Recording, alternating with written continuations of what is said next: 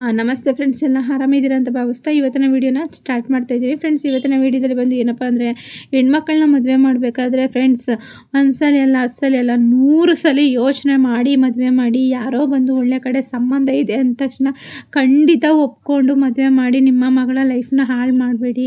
ಯಾಕಂದರೆ ದುಡ್ಡಿರೋನೇ ಚೆನ್ನಾಗಿ ನೋಡ್ಕೋತಾನೆ ಅನ್ನೋದು ಭ್ರಮೆ ಭ್ರಮೆ ಭ್ರಮೆ. ಯಾಕೆ ಅಂತಂದರೆ ಅವ್ನು ಗೌರ್ಮೆಂಟ್ ಜಾಬಲ್ಲಿದ್ದಾನೆ, ಇಂಜಿನಿಯರು, ಡಾಕ್ಟ್ರು, ಸಿಟಿಲಿದ್ದಾನೆ, ಸಿಟಿಲಿ ಮನೆ ಇದೆ, ಮಠ ಇದೆ ಅಂತ ಅಂದ್ಕೊಂಡು ಎಷ್ಟೋ ಜನ ಕೆಲವರು ಸುಳ್ಳು ಹೇಳು ಮದುವೆ ಮಾಡ್ತಾರೆ. ಆಮೇಲೆ ಮದುವೆ ಆಗಿ 1 ವರ್ಷ 2 ವರ್ಷ ಕಳೆದ್ಮೇಲೆ ಅವರ ತಳಬುಡ ಎಲ್ಲ ಗೊತ್ತಾಗುವಂಥದ್ದು. ಆಮೇಲೆ ವರದಕ್ಷಿಣೆ ಕಿರುಕುಳ ಅಂತ ಮಾಡುವಂಥದ್ದು. ಏಕೆಂದರೆ ದುಡ್ಡಿರೋರಿಗೆ ದುಡ್ಡು ಆಸೆನೇ ಹೊರತು ನಿಮ್ಮ ಮಗಳನ್ನ ಚೆನ್ನಾಗಿ ನೋಡ್ಕೋತಾರೆ ಅಂತ ಅನ್ನೋದಿಲ್ಲ. ಯಾಕಂದರೆ ಅವ್ನು ಯಾವುದ್ರಲ್ಲಾದ್ರೂ ಲಾಸ್ ಆಯಿತು ಅಂದರೆ ಹೆಂಡ್ತಿಗೆ ಹಿಂಸೆ ಕೊಡ್ತಾನೆ. ತವ್ರ ಮನೆಯಿಂದ ವರದಕ್ಷಿಣೆ ತಗೋಬಾ ಅಂತ ಅತ್ತೆ ಮಾವ ಆಗಲಿ ಚಿತ್ರ ಹಿಂಸೆಗಳನ್ನ ಕೊಡ್ತಾರೆ. ಆ ನೋವನ್ನ ತಡಿಲಾರ್ದಂತೆ ಎಷ್ಟೋ ಹೆಣ್ಮಕ್ಳು ಸೂಸೈಡ್ ಮಾಡ್ಕೋತಾರೆ. ಯಾಕಂದರೆ ಬಡಸ್ತಾನಲ್ಲೇ ಅಪ್ಪ ಅಮ್ಮನ ಮನೆ ಬಡಸ್ತಾನದಿಂದಲೇ ನಾವು ಬಂದಿರ್ತೀವಿ. ಪುನಃ ಹೋಗಿ ನಾವು ಅವ್ರಿಗೆ ಟಾರ್ಚರ್ ಕೊಡೋಕ್ಕಾಗಲ್ಲ. ಯಾಕಂದರೆ ಅಪ್ಪ ಅಮ್ಮ ಒಂದು ಸಲ ಕೈ ಹಿಡಿತಾರೆ, ಪದೇ ಪದೇ ಹೋಗಿ ಅವ್ರಿಗೆ ನಮ್ಮ ಕಷ್ಟ ಅಂತ ಹೇಳ್ಕೊಳಕ್ಕಾಗಲ್ಲ. ಅವ್ರ ಕಷ್ಟನೂ ನೋಡಬೇಕಾಗುತ್ತೆ ಅಂತ ಎಷ್ಟೋ ಹೆಣ್ಮಕ್ಳು ಸೂಸೈಡ್ ಮಾಡಿಕೊಂಡು ತಮ್ಮ ಜೀವನನೇ ತಾವು ಹಾಳು ಮಾಡ್ಕೊಂಡಿದ್ದಾರೆ. ದಯವಿಟ್ಟು ದುಡ್ಡಿರೋರೆಲ್ಲ ಹೆಣ್ಮಕ್ಳನ್ನ ಚೆನ್ನಾಗಿ ನೋಡ್ಕೊತಾರೆ. ಯಾಕಂದರೆ ಒಂದು ಬಡವನಿಗೆ ಕೊಡಿ, ಬಡವನು ಚೆನ್ನಾಗಿ ನೋಡ್ಕೊತಾನೆ. ಕೂಲಿ ನಾಲಿ ಮಾಡೋನು ಯಾವತ್ತೂ ಹೆಂಡ್ತಿನ ಒಂದು ದುಡ್ಡುಗಾಗಿ ಯಾರೂ ಹಂಸಲ್ಲ. ನೀವು ಸಾಮಾನ್ಯವಾಗಿ ನೀವೇ ಗೆಸ್ ಮಾಡಿ, ಸಿಟಿಲಿ ಸೂಸೈಡ್ ಮಾಡ್ಕೊಂಡು ಸಿಟಿ ಕೊಟ್ಟು ಜೀವನ ಹಾಳಾಗಿದೆ ನಮ್ಮ ಮಕ್ಕಳದು ಅನ್ನೋದು ಎಷ್ಟೋ ಜನ ಇದೆಯೋ, ಅಥವಾ ಹಳ್ಳಿ ಕೊಟ್ಟು ನನ್ನ ಮಗಳ ಜೀವನ ಹಾಳಾಗಿದೆಯೋ ಅಂತ ಎಷ್ಟು ಪೇರೆಂಟ್ಸ್ ಹೇಳಿದ್ದಾರೆ. ಎಲ್ಲಿ ಆದರೂ ಹಳ್ಳೀಲಿ ಯಾವ್ದಾರೆ ಹೆಣ್ಮಕ್ಳು ಸೂಸೈಡ್ ಮಾಡ್ಕೊಂಡಿದ್ದು ಕೇಳಿದ್ದೀರಾ? ಇಲ್ಲ ಯಾವ್ದಾರೆ ಹೆಣ್ಣು ತವ್ರ ಮನೆಗೆ ದುಡ್ಡು ಬೇಕು, ಅದಕ್ಕೆ ಬೇಕು, ಇದಕ್ಕೆ ಬೇಕು ಅಂತ ಏನಕ್ಕಾರ ಬಂದಿದ್ಯಾ? ಏನೂ ಇಲ್ಲ. 1 ಎಕರೆ ಆಸ್ತಿ ಇರೋನೇ ಶ್ರೀಮಂತ. 1 ಎಕರೆ ಜಮೀನು ಇದ್ದವನೇ, ಮತ್ತು ಮನೆ ಇದ್ದು 1 ಎಕರೆ ಜಮೀನಿದ್ದು 4-5 ಹಸು ಕರೆ ಇಟ್ಕೊಂಡಿರೋನೇ ಹೆಂಡ್ತಿ ಮಕ್ಕಳು ಸಾಕ್ತಾನಂತೆ. ಇಲ್ಲಿ ಲಕ್ಷ ಲಕ್ಷ ಸಂಬಳ ತಗೊಳ್ಳೋನೇ ಹೆಂಡ್ತಿ ಮಕ್ಕಳಿಗೆ ಸಾಕಾಗದಂತೆ ದುಡ್ಡನ್ನ ಪಿಚಾಚಿ ಥರ ಹೆಣ್ಮಕ್ಳನ್ನ ದಿನನಿತ್ಯ ಟಾರ್ಚರ್ ಕೊಟ್ಕೊಂಡು ಎಷ್ಟೊಂದು ಹೆಣ್ಮಕ್ಳು ದಿನನಿತ್ಯ ಅಲ್ಲಿ ಸೂಸೈಡ್ ಮಾಡ್ಕೊಂಡು ಸತ್ತೋದ್ರು. ಬರೀ ಸಿಟಿಲೇ ಫ್ರೆಂಡ್ಸ್ 3/4% ಸಿಟಿಲೇ ಸೂಸೈಡ್ ಮಾಡಿಕೊಂಡ್ರು ಹಣದ ಅಂದ್ಕೊಂಡು. ಈಗ ಪೇರೆಂಟ್ಸ್ಗಳಿಗೆ ಬುದ್ಧಿ ಬಂದುಬಿಟ್ಟಿದೆ. ಏನು ಅಂತಂದರೆ ಸಿಟಿ ಕೊಡಬೇಡಿ, ಹೆಣ್ಮಕ್ಳನ್ನ ಹಳ್ಳಿ ಕೊಡಿ ಅಂತ ಈಗ ಬಂದಿದೆ. ಅವಾಗಿಲ್ಲಿ ಹೋಗ್ತಿತ್ತು. ಹಳ್ಳಿಗೆ ಹೆಣ್ಮಕ್ಳು ಬಂದು ಹೆಣ್ಣು ಕೇಳ್ಬೇಕಾರೆ ಅವನ ಹಳ್ಳಿಲಿದೆ, 1 ಎಕರೆ ಜಮೀನಿದೆ, ಅವ್ನು 2 ಹಸು ಇದೆ, ಇಷ್ಟೇ ಅವನ್ನ ಕಡೆಗಣಿಸೋದು. ರೈತನಿಗೆ ಮದುವೆ ಮಾಡಿ ನಿಮ್ಮ ಮಗಳು ರಾಣಿ ಥರ ಬಾಳಾಟ ಮಾಡ್ತಾಳೆ. ಏನೋ ಒಂದು ಸ್ವಲ್ಪ ಕೆಲಸ ಕಸ್ತು ಅನ್ಬೋದು, ಅದು ಬಿಟ್ರೆ ಅವಳ ಜೀವನ ತುಂಬಾ ಚೆನ್ನಾಗಿರುತ್ತೆ. ಸಿಟಿಲಿ ಲಕ್ಸುರಿ ಲೈಫು ಅಂತ ಲಕ್ಸುರಿ ಲೈಫ್ ಅವ್ನು ಮಾಡಿಸೋದು ಹೋಗೋದಕ್ಕೆ ನಿಮ್ಮ ಮಗಳನ್ನೇ ನಿಮಗೆ ಲಕ್ಸುರಿಯಾಗಿ ಗಿಫ್ಟ್ ಕೊಡ್ತಾನೆ. ಅಷ್ಟೇ ಆಗೋದು ಲಕ್ಸುರಿ ಲೈಫು. ನನ್ನ ಅಳಿಯ ಇದರಲ್ಲಿದ್ದಾನೆ, ಏನಪ್ಪ ಬ್ಯಾಂಕ್ ಮ್ಯಾನೇಜರು, ಇಂಜಿನಿಯರು, ಡಾಕ್ಟ್ರು, ಅವನು ಅಷ್ಟು ಕೆಲಸದಲ್ಲಿ ಅಷ್ಟು ದುಡಿಮೆ ಐತೆ, ಇಷ್ಟು ದುಡಿಮೆ ಐತೆ ಅಂತ ಅಂದ್ಕೊಂಡು ನೀವು ಲಕ್ಷಾಂತರ ರೂಪಾಯಿ ಖರ್ಚು ಮಾಡಿ ಸಾಲ ಸೋಲ ಎಲ್ಲ ಮಾಡಿ ವರದಕ್ಷಿಣೆ ಕೊಟ್ಟು ಮದುವೆ ಮಾಡಿ ಎಲ್ಲ ಕೊಟ್ಟಿರ್ತೀರ. ಅದು ಕೊಟ್ಟರು ಅವನಿಗೆ ದುಡ್ಡಿನ ಹಮ್ಮು ಇಳ್ದಿರಲ್ಲ. ಪುನಃ ಇವನೇನೋ ಏನೇನೋ ಚಟಗಳನ್ನ ಕಲ್ತಿತ್ತು ದುಡ್ಡು ಹಾಳು ಮಾಡ್ಕೋತಾನೆ. ಹೆಂಡ್ತಿಗೆ ಬೆಂಡೆತ್ತಾನೆ. ಹೆಂಡ್ತಿ ಗಂಡನ ಇದು ನೋಡೋಕ್ಕಾಗದಂತೆ ತಂದೆ ತಾಯಿ ಕೇಳ್ತಾಳೆ. 1 ಸಲ ಹೆಲ್ಪ್ ಮಾಡ್ಬೋದು, 2 ಸಲ ಹೆಲ್ಪ್ ಮಾಡ್ಬಿಡ್ತು, 3ನೇ ಸಲ ತಂದೆ ತಾಯಿ ಹೆಲ್ಪ್ ಮಾಡ್ತಾನೆ. ಅವರೇ ಬಡವರು ಮದುವೆಗೋಸ್ಕರ ಸಾಲ ಸೋಲ ಮಾಡಿ ಒಳ್ಳೆ ಅಳಿಯ ಸಿಗ್ತಾ ಅಂತ ಮಾಡಿರ್ತಾರೆ.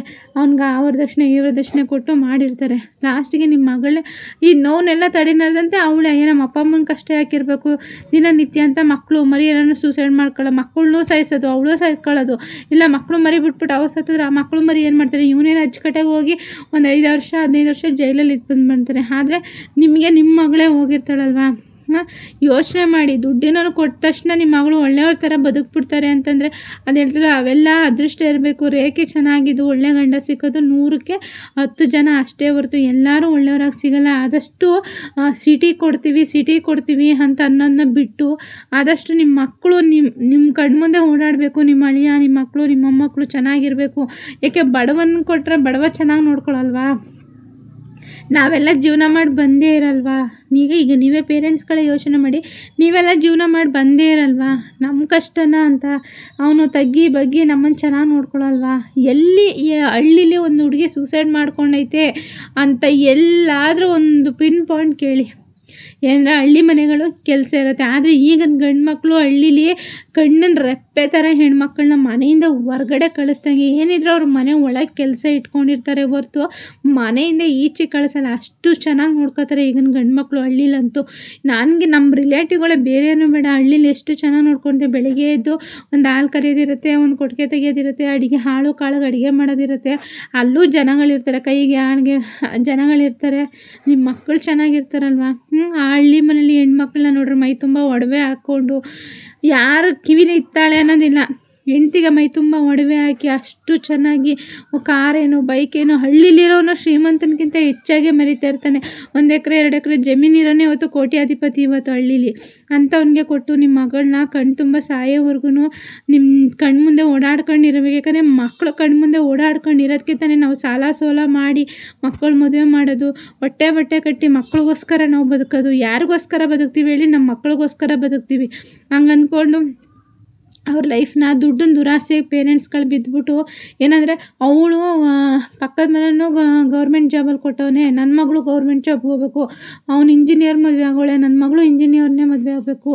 ಈ ಥರ ಜಿಡ್ಡಿಗೆ ಬಿದ್ದು ಮಕ್ಕಳ ಭವಿಷ್ಯಗಳನ್ನ ಹಾಳು ಮಾಡ್ಕೋಬೇಡಿ. ದುಡ್ಡಿರೋರೆಲ್ಲ ನಮ್ಮ ಚೆನ್ನಾಗಿ ನೋಡ್ಕೊಳ್ಳೋದಾಗಿರಿ. ಇವತ್ತು ನಾವು ಎಲ್ಲೆಲ್ಲೋ ಇರ್ತಿದ್ದೋ, ಎಷ್ಟೋ ಹೆಣ್ಮಕ್ಳು ಸಾಯ್ತಾನೆ ಇರ್ತಿತ್ತಿಲ್ಲ ಬಿಡ್ರಿ. ಈ ದುಡ್ಡಿರೋನ್ಗೆ ಏನಷ್ಟು ಅಂದರೆ ದುರಾಸೆ ಜಾಸ್ತಿ, ಮತ್ತು ಮಕ್ಳಿಗೆ ನೆಮ್ಮದಿನೂ ಇರೋದಿಲ್ಲ. ಹೆಣ್ಮಕ್ಳಿಗೆ ಅವ್ನು ಯಾವುದೋ ಟೈಮಲ್ಲಿ ಬರೋದು, ಏನೋ ಮಾಡೋದು, ಅವನೇನು 108 ತೂತುಗಳು ಮಾಡ್ಕೊಂಡಿರ್ತಾರೆ. ಅವ್ನು ತಗೊಳ್ಳೋ ಸಂಬಳಕ್ಕಷ್ಟು ಅವ್ನು ದಾಳದುಳಿ ಖರ್ಚು ಮಾಡ್ಕೊಂಡು ಇನ್ನು ಮಕ್ಳಿಗೋಸ್ಕರ ಇಡಬೇಕು. ಯಾವ ಗೌರ್ಮೆಂಟ್ ಕೆಲಸದಲ್ಲಿರೋನು ಅಷ್ಟೆಷ್ಟು ದುಡ್ಡು ಇಟ್ಟಿದ್ದಾನೆ ನೋಡ್ರಿ. ಅದೇ ಹಳ್ಳಿಗೆ ಹೋಗ್ರಿ, ಹಳ್ಳಿಲಿ ದುಡ್ಡು ಇಟ್ಟಿರ್ತಾರೆ. ಹಂಗೆ ಹಳ್ಳಿ ಮಕ್ಕಳೆಲ್ಲ ಕೆಡಗಣಿಸ್ಬೇಡಿ. ಇವಾಗ ಹೇಳ್ತಾರೆ ಹಳ್ಳಿ ಮಕ್ಕಳು ಕೊಡಿ ಅಂತ. ಯಾಕಂದರೆ ಅವ್ರ ತಳ ಎಲ್ಲ ಸೂದಿ ಆಗಿಬಿಟ್ಟಿರ್ತದಲ್ಲ, ಎಲ್ಲ ಅನುಭವಿಸ್ಬಿಟ್ಟಿರ್ತಾರಲ್ಲ, ಹಾಗಾಗಿ ಈಗ ಇನ್ನೊಬ್ರಿಗೆ ಕೊಡ್ತಾರೆ. ಯೋಚನೆ ಮಾಡಬೇಕು, ಹಳ್ಳಿ ಮಕ್ಕಳು ಕೊಟ್ಟರೆ ನಮ್ಮ ಮಕ್ಕಳು ಚೆನ್ನಾಗಿರ್ತಾರೆ, ನಮ್ಮ ಭವಿಷ್ಯ ಚೆನ್ನಾಗಿರುತ್ತೆ ಅಂತ ಅಂದ್ಕೊಂಡು. ಕಷ್ಟ ಅನ್ನೋದನ್ನ ಕಷ್ಟಪಡ್ದಂತೆ ಸುಖ ಬರುತ್ತೆ. ಎಲ್ಲ ನಾವು ಕಷ್ಟಪಟ್ಟಿವಿ, ನಮ್ಮ ಮಕ್ಕಳು ಪಡಬಾರ್ದು ಅಂತಂದರೆ ಅದೆಲ್ಲ ಆಗುತ್ತೆ. ಕಷ್ಟ ಬೆಂದು ಇದು ಮಾಡಿದ್ರೆ ತಾನೇ ಮಕ್ಕಳ ಜೀವನ ಚೆನ್ನಾಗಿರೋದು. ಅವರು ನೊಂದು ಬೆಂದು ಜೀವನ ಕಟ್ಕೋಬೇಕು. ಎಲ್ಲ ಸುಲಭವಾಗಿ ಸಿಕ್ಬಿಟ್ರೆ ಏನು ಸಿಗುತ್ತೆ? ಅವರು ಅಡ್ಡದಾರಿ ಹಿಡಿಯೋಕ್ಕೆ ಎಲ್ಲದಕ್ಕೂ ಅನುಕೂಲ ಆಗುತ್ತಲ್ವ. ನಮ್ಮ ಮಕ್ಕಳು ನಮ್ಮ ಕಣ್ಮುಂದೆ ಇರಬೇಕು. ಆದಷ್ಟು ಹಳ್ಳಿ ಗಂಡು ಮಕ್ಳಿಗೆ ಮದುವೆ ಮಾಡಿ, ಬಡವ ಭಕ್ತ ಅಂತಲ್ಲ, ಒಳ್ಳೆ ಚೆನ್ನಾಗಿ ನನ್ನ ಮಗಳನ್ನ ನೋಡ್ಕೊತಾನ, ಕಣ್ಣಿನ ರೆಪ್ಪೆಲ್ಲಿ ನೋಡ್ಕೊತಾನ ಅಂಥವ್ರನ್ನ ನೋಡಿರಿ. ಅಷ್ಟೇ ಬೇಕಾಗಿರೋದು. ಆಸ್ತಿ ಅಂತಸ್ತನ್ನ ಕಟ್ಕೊಂಡು ಸೈಡ್ಗೆ ಹೋಗ್ರಿ. ಅವರೊಂದು ಚೆನ್ನಾಗಿದ್ರೆ ಅದಕ್ಕೆ ಅಪ್ಪನಂತ ಸಂಪಾದನೆ ಮಾಡೇ ಮಾಡ್ತಾರೆ. ನಿಜ ಅಲ್ವಾ? ನಾನು ಏನು ಹೇಳೋದ್ರಲ್ಲಿ ತಪ್ಪಿದೆ ದಯವಿಟ್ಟು ಕಾಮೆಂಟ್ ಬಾಕ್ಸಲ್ಲಿ ಹಾಕಿ. ಯಾಕಂದರೆ ಮದುವೆ ಆಗೋದು ಒಂದೇ ಸಲ, ಮಕ್ಕಳ ಜೀವನ ಕಟ್ಟೋದು ಒಂದೇ ಸಲ. ಆದರೆ ಈ ಪೇರೆಂಟ್ಸ್ಗಳಿಗಂತೂ ಬುದ್ಧಿನೇ ಇಲ್ಲ. ದುಡ್ಡು ಅಂತ ಹೋಗ್ತಾ ಇದ್ದಾರೆ. ನಾವು ಕಷ್ಟಪಟ್ಟಿವಿ, ನಮ್ಮ ಮಕ್ಕಳು ಪಡಬಾರ್ದು, ನಾವು ಕಷ್ಟಪಟ್ಟು ನಮ್ಮ ಮಕ್ಕಳು ಪಡಬಾರ್ದು. ಫ್ರೆಂಡ್ಸ್, ನಾನು ಹೇಳೋದು, ನೀವು ಕಷ್ಟಪಟ್ಟಿರೋದಕ್ಕೆ ತಾನೇ ಜೀವನ ಏನು ಅಂತ ನೀವು ತಿಳ್ಕೊಂಡಿದ್ದೀರಾ.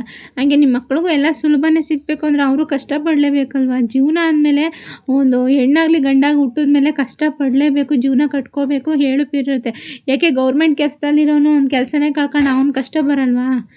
ಎಷ್ಟೋ ಜನ ನೋಡ್ರಿ ಗೌರ್ಮೆಂಟ್ ಕೆಲಸದಲ್ಲಿ ಇರ್ತಾರೆ, ಆದರೆ ಸಂಬಳ ಇರುತ್ತೆ, ಅವ್ರ ಕೈ ತುಂಬ ಸಾಲ ಮಾಡ್ಕೊಂಡಿರ್ತಾರೆ. ಮನೆ ಕಟ್ಟೋಕ್ಕೆ ಸಾಲ, ಏಕೆಂದರೆ ಅವ್ರಿಗೆ ಒಂದು ಆಸ್ತಿ ಪಾಸ್ತಿ ಏನೂ ಇರೋಲ್ಲ. ಮನೆ ಕಟ್ಟೋಕ್ಕೆ ಸಾಲ ಮಾಡಿರ್ತಾರೆ, ಒಂದು ಲೋನು ಅದು ಇದು, ಬರೀ ಇದೇ ಜಂಜಾಟ. ಅವ್ರು ತಗೊಳ್ಳೋ ಅಷ್ಟು ಸಂಬಳನೂ ಅಲ್ಲಿ ತಿಂಗಳು ಕೊನೆಯಲ್ಲಿ ಅವ್ರ ಜಾಬಲ್ಲಿ 100 ರೂಪಾಯಿ ಇರೋದಿಲ್ಲ.